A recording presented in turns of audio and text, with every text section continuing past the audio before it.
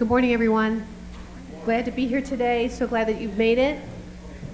My name is Christina Mortel, and I'm one of the consultants in the Texas Veterans Commission Veteran Entrepreneur Program. I'm really thrilled to be here today and moderate our discussion on financing and on funding, so critical. And I'm very happy to be here with a distinguished panel. I'm going to have them introduce themselves first. Bridget, why don't you kick it off for us? Can you hear me okay? I think so, yeah. Okay. Hi, everybody. Thank you for having me.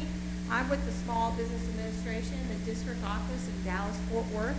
I cover 72 counties in the northern part of Texas.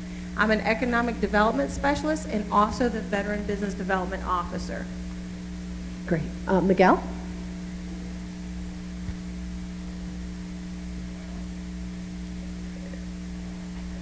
No, I think we got a, here's our, Hello. there you go. A little delay there. All right. Hello, my name is Miguel de la Riva. I'm with Lift Fund. We are a nonprofit microlender, CDFI. We cover 13 states, but we have an office at every major metropolitan area here in Texas.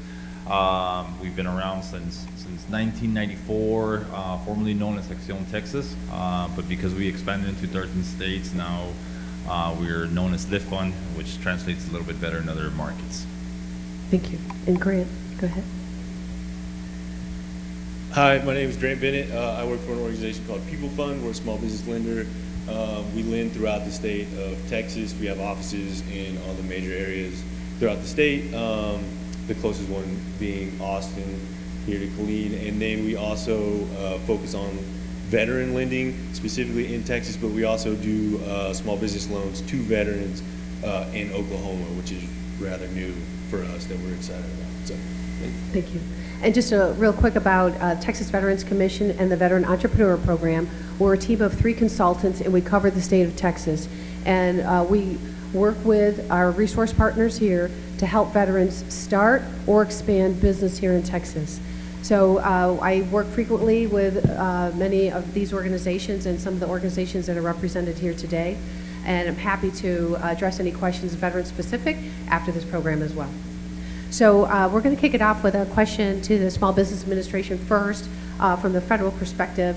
So Bridget, what kind of assistance can the SBA provide to someone seeking assistance for financing? Maybe what resources are available from the federal standpoint, maybe clarify what you would do versus maybe the state.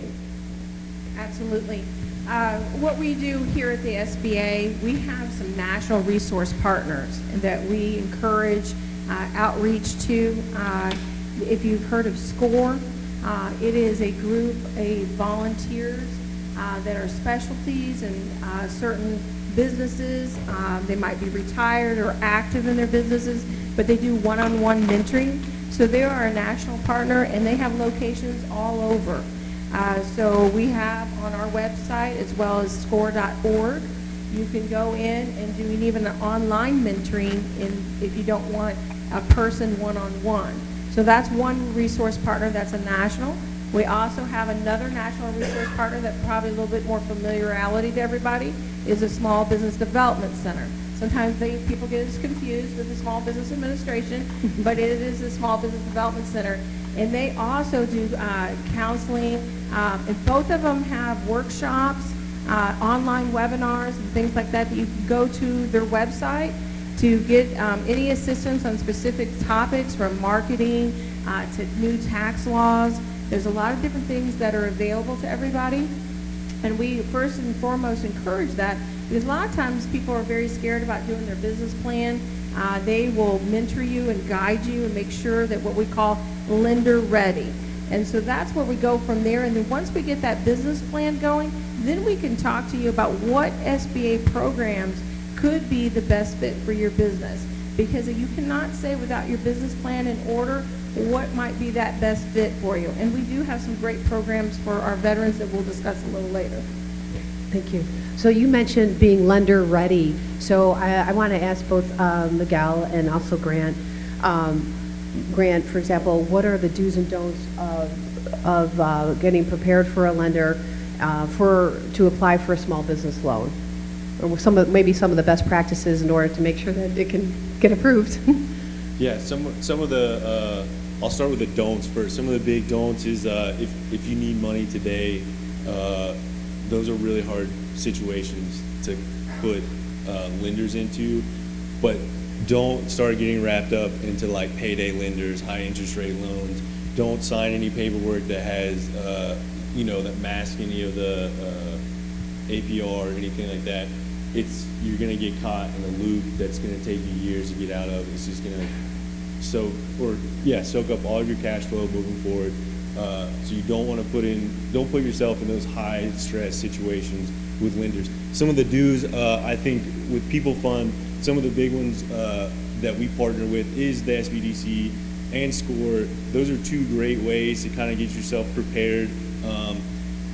As far as getting lender ready, I'd say three things that are a big issue for a lot of people are credit scores, their business plans, and their projections. Credit score is kind of just something you have to work on your own.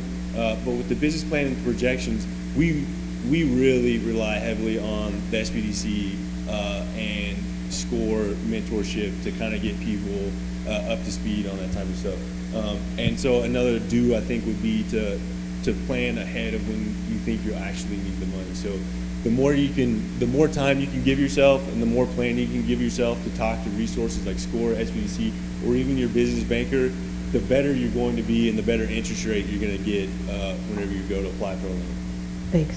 Now, Grant mentioned, Miguel, about the importance of the business plan. I just wonder if you could highlight the importance of that and significance of it and what you as a lender are looking for specifically. Yes, definitely. So a business plan, I speak with small business owners and entrepreneurs on a daily basis, and I ask them about a business plan. A lot of them think that a business plan is kind of just a check mark document that needs to be turned in to get a loan. Really, the business plan should be your guidance on how you're going to run your business. We want to see, as a lender, of course, we want to see what you have in mind, how well you know your business, how well you know your numbers. And those kind of things are what we're going to look to find in your business plan. But it's more than that, right? It's something that's going to help you guide your business as it grows. You should have in your business plan your plan for growth. You should be planning in case of failure, and you have an exit plan. A business plan is definitely a big piece of us looking at you as a business owner. But I would highly recommend that if you do sit down with one of these resource partners, SCORE, the SBDC, here in Killeen, we have BRC as well. Really sit down and put that together in a way that you're going to be able to reference it and go back to it a year from now, 2 years from now, and say, okay, things aren't going the way I planned. Where did I veer off from that business plan? It should be a living document as well. You should constantly be updating it and making sure that it's keeping you on track. Thanks. I was just thinking about that. We oftentimes also counsel veterans on their business plans. When in terms of being in business, I just want to make sure that this is clear. As a lender, you want to make sure that if they've been in business less than 2 years, they definitely have a business plan. Is that a true statement? For Lift Fund, we're going to ask for a business plan primarily if you're looking at expansion, no matter how long you've been in business. Okay. But if you're a startup anywhere between 0 to 6 months, we're going to ask you for a business plan. Otherwise, we typically don't ask for a business plan. So People Fund will ask for a business plan and projections for any business been in business for 2 years or less, so including pre-revenue. If you're just in the startup phase, we would ask for a business plan. Okay, great. And I just want to say one more thing, too, that we help veterans, our 3 consultants help veterans every day reviewing business plans and helping them produce that so it can be lender ready as we've talked about. And we can also help you. Some of us have different industrial experience that will also lend itself, and we can also obviously refer you to these folks as well. Bridget, I just think it's really important that we identify how the SBA works with the 2 organizations. Absolutely. Once we have that business plan, that's where we kind of look over the different types of lending programs. So such as Lift Fund and People Fund, they're considered under our microloan as far as loans, as well as BCL of Texas. So we have 3 in our area that kind of fulfill that. Then we have other kinds of programs. We have a 504 lending program. We have the 7A, which is the most popular. All these can be found on the SBA.gov website with a little bit more explicit information as far as how they can be used, and what they can be used for, as far as also the maximum interest rates and terms. We also, SBA right now, under our 7A program, just for our veterans, under our SBA Express loan for the $350,000 or less, we are waiving our SBA guarantee, upfront SBA guarantee fees. So that's a huge savings, and that's good till end of our fiscal year, which is at the end of September. However, every year so far, they've kind of renewed some of our Veteran Initiative loan programs.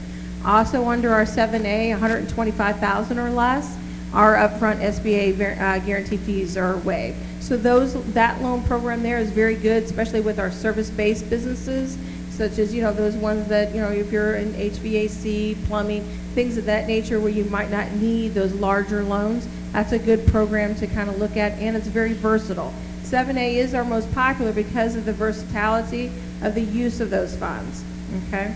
So there's a lot of things, and I'll be available here, and if you have any questions or specific about the loan programs, it would take too much time right now to kind of go into a lot of detail with those, but if you have any questions going on your phone and want to look and get some more detail, let me know.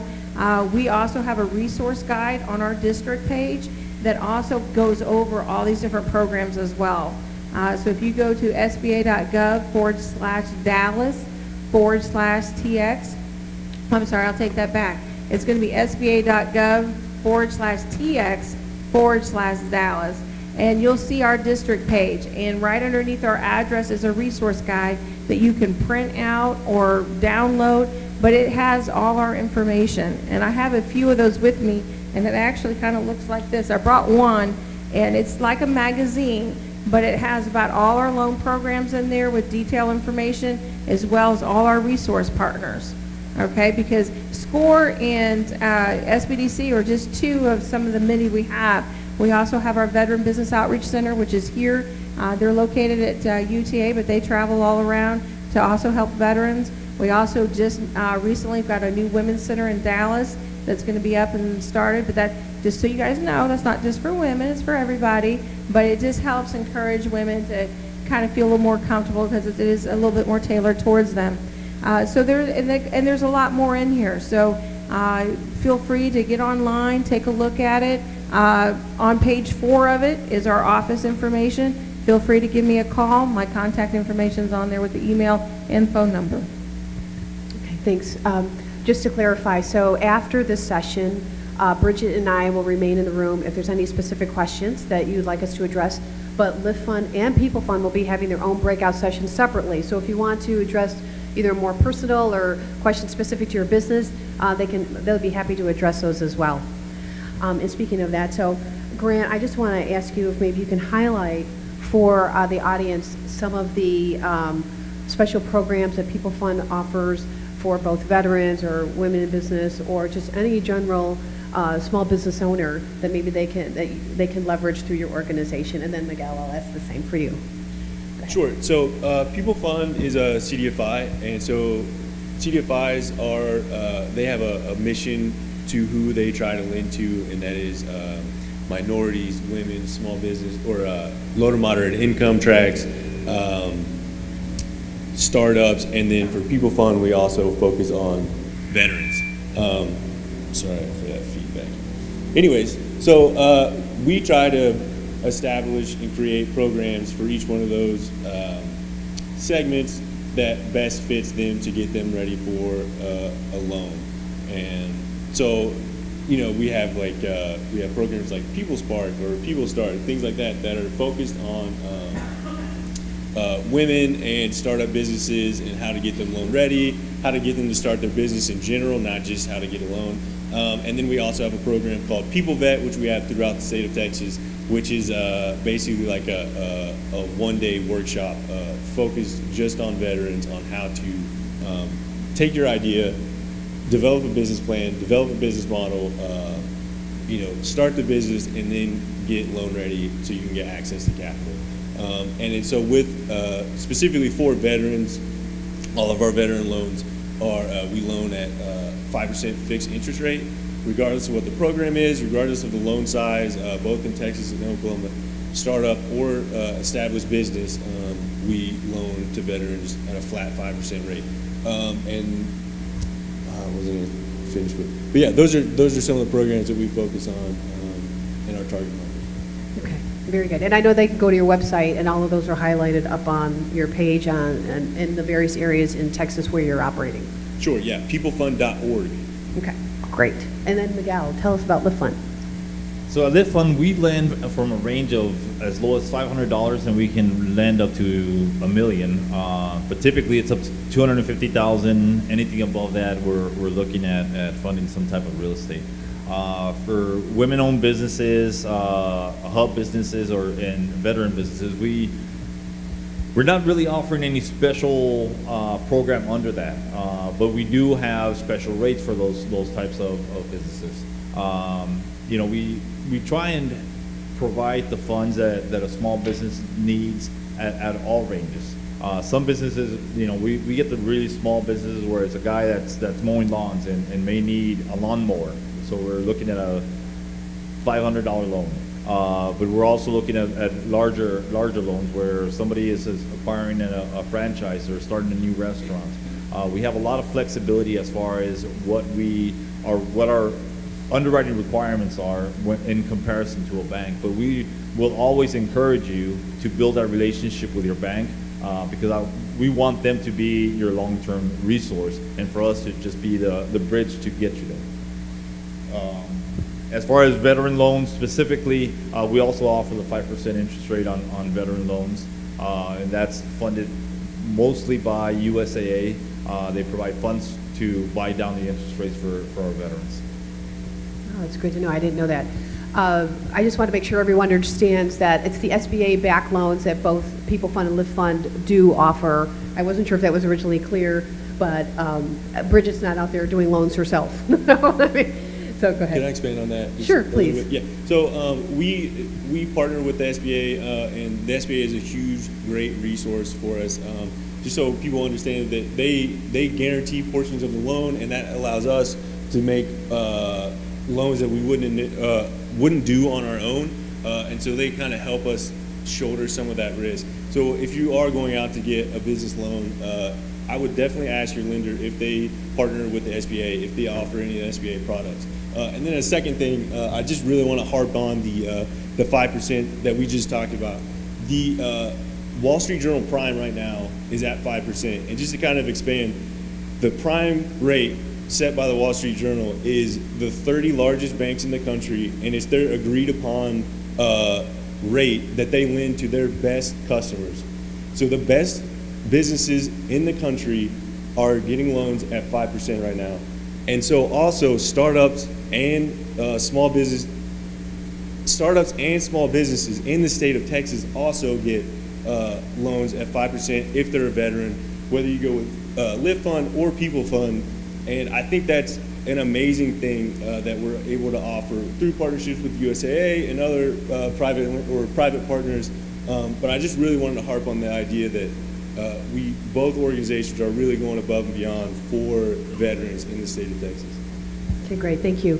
At this point, I just want to say a little bit about Senate Bill 1049, if you're not already familiar with that, and as it relates to starting the business. And then I just want to talk to, or ask our panelists to address maybe a few points on any trends as it relates to veteran entrepreneurs, or what you're seeing in your own market. But I first just wanted to let you know that Senate Bill 1049 has been in existence since January 1st of 2016. So if you're an honorably discharged veteran and your business is 100% veteran owned, at TVC and with our sister organization as the Secretary of State and Comptroller, we waive your business entity formation fees.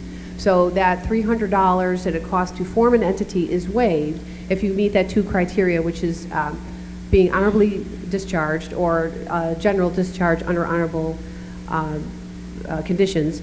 And then also, if your business will be 100% veteran-owned. Another thing I wanted to mention is that it also waives the first 5 years of franchise taxes. So that's very beneficial.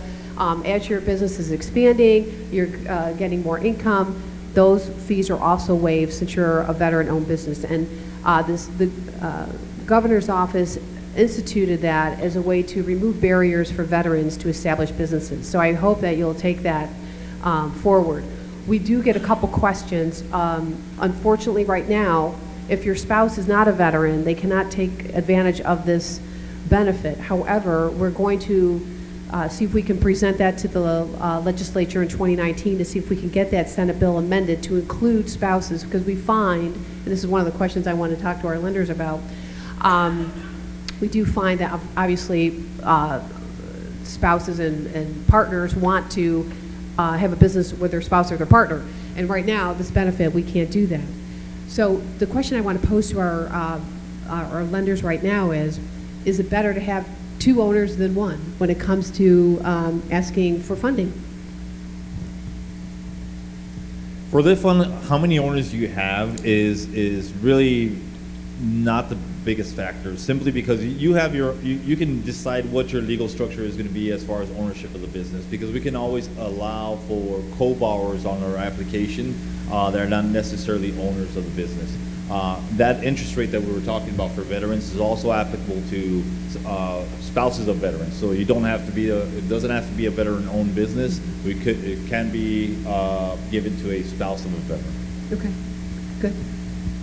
Yeah, again, just to kind of repeat what Miguel said, the number of owners in the business doesn't necessarily dictate whether it would be a better position for a loan. It's really about who's going to guarantee that loan. And so that is a way for us to kind of help out loan applications if it needs to be bolstered a little bit, is we can bring on a guarantor or another co-borrower for the loan to help us be able to facilitate and get an approval. Okay, great. And the last thing I wanted to say about the veteran-owned business is that since we started the program of SB 1049, I believe we've started over 3,300 businesses in the state of Texas, and some recent numbers showed us that we still have over 2,800 still in business, which is huge, you know, getting to the 3-year mark, the 5-year mark, right? So I don't know if you can give us any trends or anything maybe to watch out for, or really, you know, what's that obstacle or that hump you want them to get over to really mean success? Well, I can address that a little bit. I get a lot of calls from my wonderful veterans coming in and asking questions about what loan programs, and a lot of the calls that I get in are veterans that are already in business, and they are in need of immediate cash. And this is kind of goes in with what he is saying, not to come in right when you need it.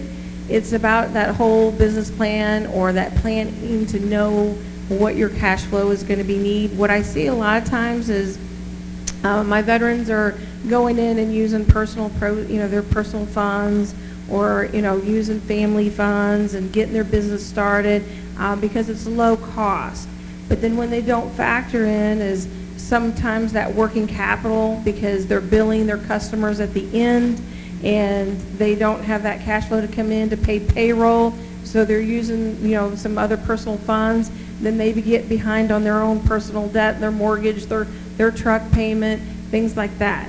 So that's where we really encourage, and I think from all our lenders and resource partners, it's imperative really to kind of, whether you're in business now or not and you don't have a plan, put one together. We even on SBA.gov, we have 2 business plans that have general formats, a very basic one, and then we have a really in-depth one. Now the in-depth one is probably for your really big expansion or just starting out, but if you're in business now, I encourage you to take that small one and kind of complete it and see whether you've got enough working capital, especially with your growth plan in your mind. If you don't have that set from a 1-year to a 3-year and a 5-year, you really need to do that, and that'll save you a lot of sweat when it comes down to making sure your bills or the growth that you want to see your business.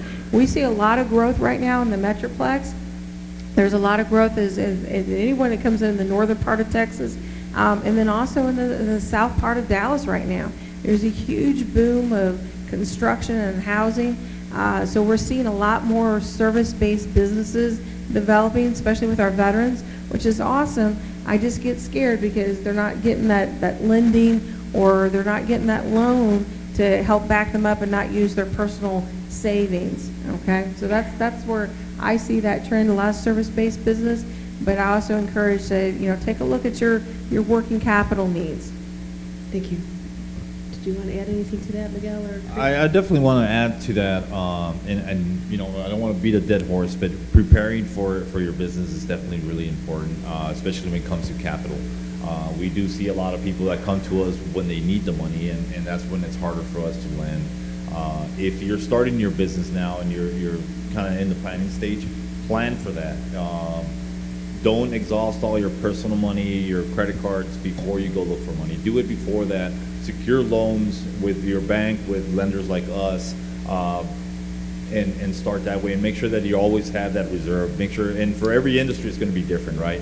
If you have a contractor that has a large payroll, then make sure you have enough working capital to cover your payroll and your materials. If you're a smaller company, well, make sure you have enough reserves to cover your personal expenses when business slows down. I've yet to meet a business owner that tells me their business is booming all year round. Every business that I've ever talked to has their slow months, has their months that they're doing well, and so prepare for that. Make sure that you're financially prepared to take that on. If you're already in business, find a way to build that working capital. Business cards, revolving accounts are a good way to have that working capital sometimes, because you can draw it when you need it and pay it back when you don't. But it's always good to have liquid capital as well. And as far as trends, I see a lot of veterans that are recently separating from the military, and they're trying to find out what they want to do. And our challenge a lot of times is like, hey, well, how can we take your military experience to match up with the business that you're starting? Because there's some industry-specific experience that some lenders are looking for, and so trying to make sure that we match that up and help you put that together is sometimes a fair challenge, but we get past it. I see veterans starting all sorts of different businesses. I don't see one particular industry more than another, but I see a lot of veterans are even though we have a really strong economy right now and there's plenty of jobs, I see a lot of veterans saying, no, I've been doing the military thing for so long, I want to do something on my own, I'll build something on my own, and it's really encouraging to see that. Okay. Grant, did anything you want to add? Yeah, so I just focus on veteran lending, both in Texas and throughout the country. So there are some trends that I've seen that really just focus on veterans specifically, and some of them you probably already know, and some of them maybe not. But the military service really kind of lends itself to entrepreneurs. We see a higher concentration of entrepreneurship in veterans rather than the regular population, and so we really want to foster that type of entrepreneurial spirit. I think some of the troubles, though, or some of the trends that we see for military veterans that are trying to start their own business or in business is two things, and they're kind of the same, is their network and their knowledge. They come out of the military, and when you transition, your entire network is back on Fort Bliss, is back on Fort Hood, or it's spread out throughout the entire nation. But their knowledge set is just based on whatever your job was in the military or just military experience in general. It's not necessarily tied to industry, whatever that industry is going to be that you're going to go into.